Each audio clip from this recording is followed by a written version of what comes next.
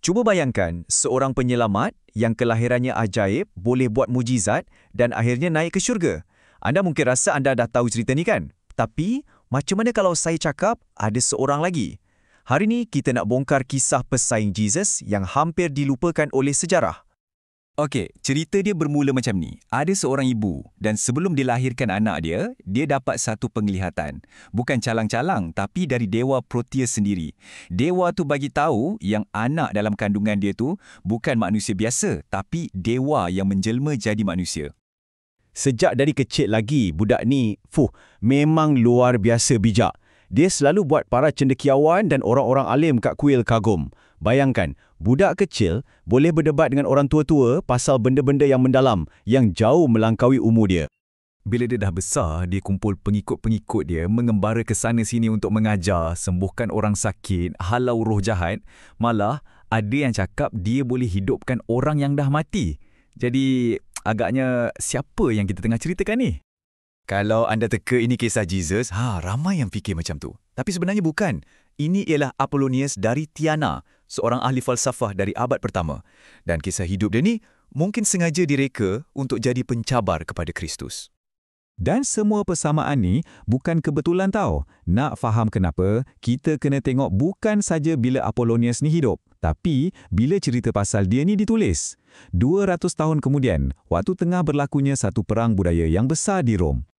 Cuba tengok garis masa ni. Apollonius hidup zaman yang sama dengan Jesus. Tapi, biografi dia cuma ditulis sekitar tahun 220 Masihi. Waktu tu, agama Kristian tengah meletup. Dari sebuah kumpulan kecil, dah jadi gerakan dengan berjuta-juta pengikut.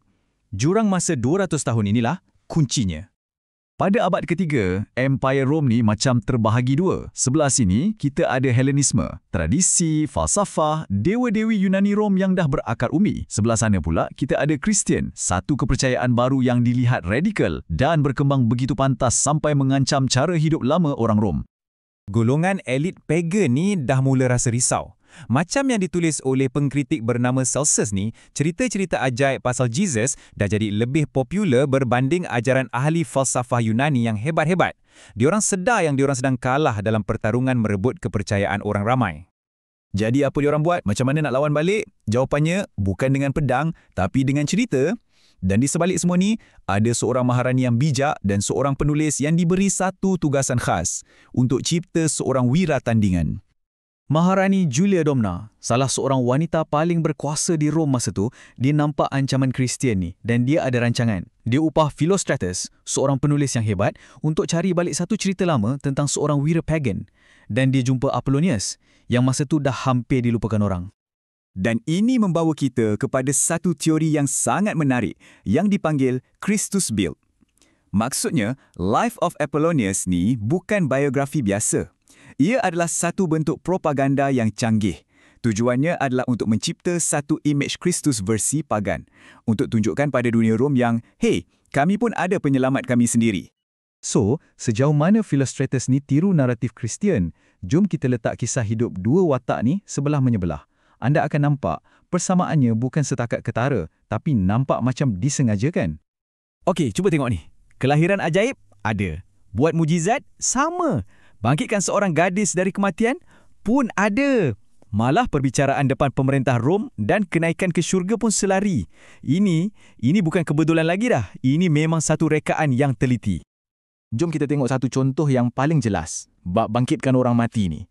Philostratus cerita, satu hari Apollonius terjumpa satu perarakan pengubumian untuk seorang gadis bangsawan.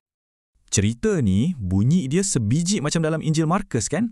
Waktu Jesus hidupkan anak perempuan Yairus sampai ke butiran kecil macam ayat dia hanya tidur tu pun sama. Inilah bukti paling kuat yang penulis tu memang rujuk Injil bila dia menulis cerita Apollonius. Tapi ada satu perbezaan besar yang sengaja diletakkan. Apollonius kata dia akan selamatkan manusia, tapi dia takkan berkorban untuk sesiapa. Ini macam satu sindiran halus kepada idea utama dalam ajaran Kristian, iaitu pengorbanan untuk menebus dosa. Konsep ni agak asing bagi orang Yunani Rom yang lebih percaya pada pembaikan diri melalui falsafah. Jadi, apa semua ni maksudnya? Apa yang kita saksikan ni bukan lagi cuma kisah dua orang lelaki. Ini adalah satu pertarungan naratif, satu perang cerita untuk menentukan kisah mana yang akan membentuk masa depan sebuah empire. Kesimpulannya, Life of Apollonius ni sebenarnya adalah sejenis senjata dalam perang budaya. Ia bukti yang sangat jelas tentang macam mana cerita boleh direka, diolah dan digunakan untuk bersaing merebut hati dan minda. Satu pertarungan sastra antara wirapagan menentang penyelamat Kristian.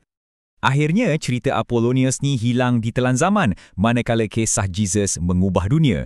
Ini buat kita terfikir kan, sejarah ni bukan cuma pasal apa yang betul-betul terjadi, tapi siapa yang berjaya ceritakan kisah yang lebih menarik.